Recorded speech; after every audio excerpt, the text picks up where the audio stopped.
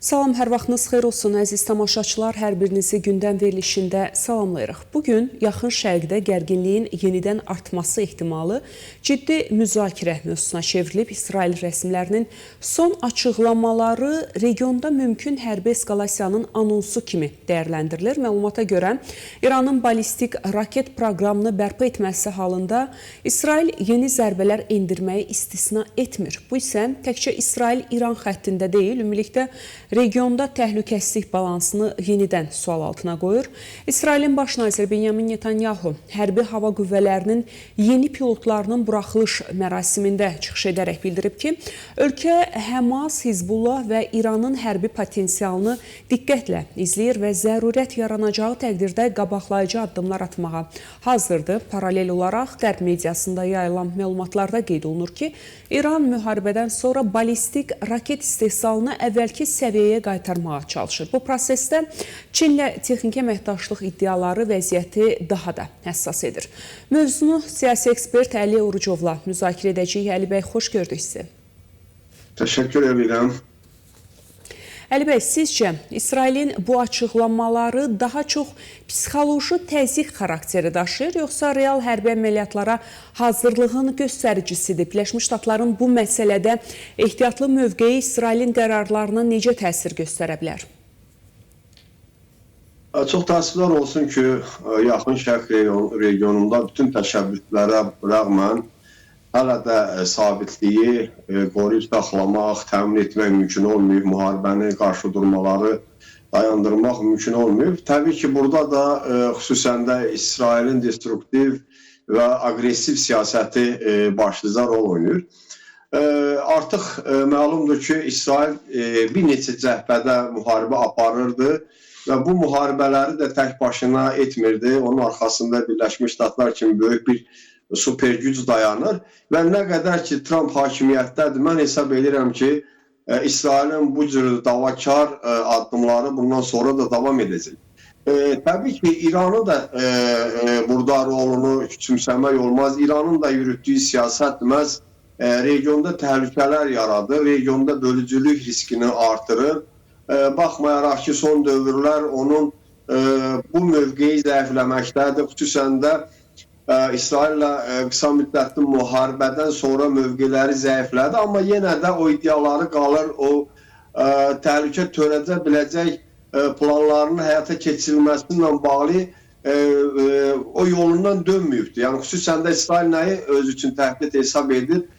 Təkcə nüvə texnologiyasının, nüvə proqramı ilə bağlı deyil, həm də raket texnologiyasının inkişafı ilə bağlı da, təkmilləşdirilməsi ilə bağlı da məsələlər İsrailin təhlükəsizliyi üçün təhdid olacağını düşünürlər.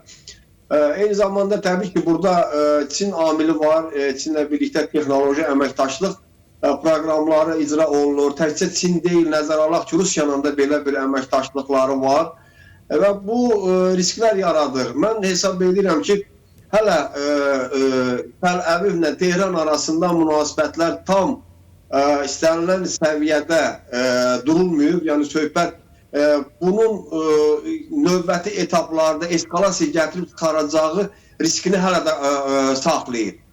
Ona görə də istər İranın özü də bir qədər yumuşaq siyasət yürütməlidir və əvvəlki kimi İsrailə ölüm, Amerikaya ölüm şüarları göründüyü kimi problemləri həll etməli. Təsadüfi deyil ki, İranın hazırki prezidentinin baxışlarında da biz bu yenilənməni görürük, bu bir qədər ehtiyatlı siyasətin yürüdülməsinin tərəfdar olduğunu görürük.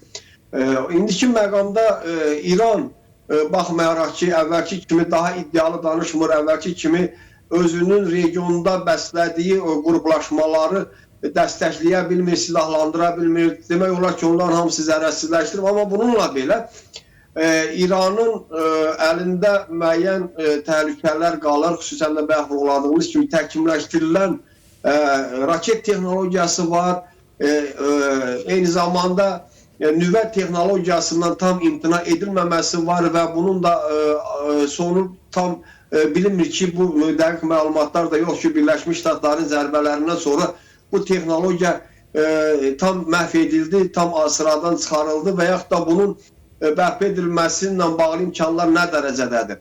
Bu faktorlar da var. Amma nəzərə almaq lazımdır ki, İsrailin özünün də davakar siyasəti var. Onun son dövrlər atdığı addım bölgədə daha da riskli bir vəziyyət yaradır. Xüsusən də Aralıq dənizində, Egey hövzəsində yeni bir müttəfiqlik imkanları Türkiyə üçün də risklər yaradır. Yəni belə bir siyasi xətt Netanyahu hökumətinin belə deyək ki, daha radikal mövqedən çəkinmədiyinin sübutudur. Bunu da təsadüf saymaq olmaz, çünki onun qabiliyyətində sərt siyasət tərəfdarları, millətçilər var və əgər bu bir qədər yumuşalma siyasət yaradırsa, onun həmin o qabiliyyəti də dağıla bilər.